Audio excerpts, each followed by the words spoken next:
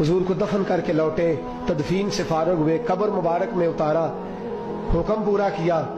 कहते हैं वापस आए तो जनाब अंस से सैयदा फातिमा कहने लगी, अंस तूने भी मेरे रसूल पे मिट्टी डाली है? अंस तेरी जुर्रत हो गई थी? फरमाते उस वक्त फातिमा का पहला आंसू गिरा और फिर 6 महीने हुजूर के बाद हयात रही, मैंने उसके आंसू ही गिरते देखे।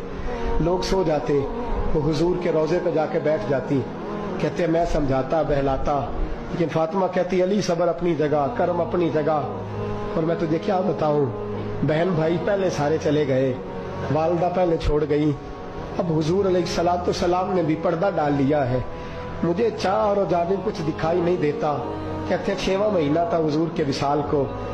एक दिन मुस्कुराती हुई फातिमा घर आई रोजे से रात को बच्चों के साथ, तो शेर खुदा कहने लगे, मैंने कहा फातिमा बड़े दिनों के बाद मुस्कुराते देखा, क्या बात है? तो कहने लगी अली आज मेरी आंख लग गई थी, मुझे हुजूर ख्वाब में मिले हैं, तो मुझे हुजूर ने कहा तू रोती क्यों है? तो मैंने कहा महबूबा मेरा दिल नहीं लगता। तो फरमाया बेटी तैयारी कर, तू मेरे पास आने वाली है। हजरत अली फरमाते बस फातिमा बीमार हुई, चंद दिन गुजरे तो मुझे बुलाया, तो कहने लगे अली वक्त जाने का आ गया है, ये अली के घर की है इज्जत अली से सुनते, नबी के घर की है इज्जत नबी से सुनते। वो जिसने मुअज़्ज़ज़ किया घराने को, हुसैन पाल के जिसने दिया जमाने को, जाने का वक्त आ गया है अली। पहली बात तो यह है कि हुजूर की नवासी जनाब उमामा से शादी कर लेना, वो हुजूर को बड़ी प्यारी है। और दूसरी बात यह है कि मेरे हसन हुसैन इनका खास ख्याल रखना।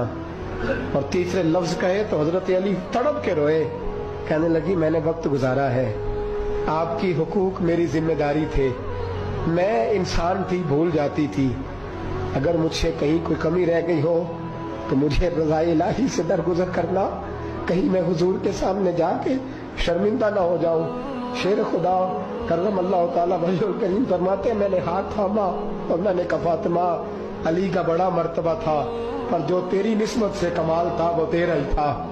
तू कैसी बात करती है, तूने तो हद कर दी, शहजादी होके मेरे घर में खादिमों की तरह रही। हजरत फातिमा रज़ियल्लाहु ताला अन्हा का दूसरा हुक्म ये हुआ कि मुझे रात को दफनाया जाए। पहले मदीने में ऐसा नहीं होता था, ये हजरत फातिमा ने सबसे पहले कहा।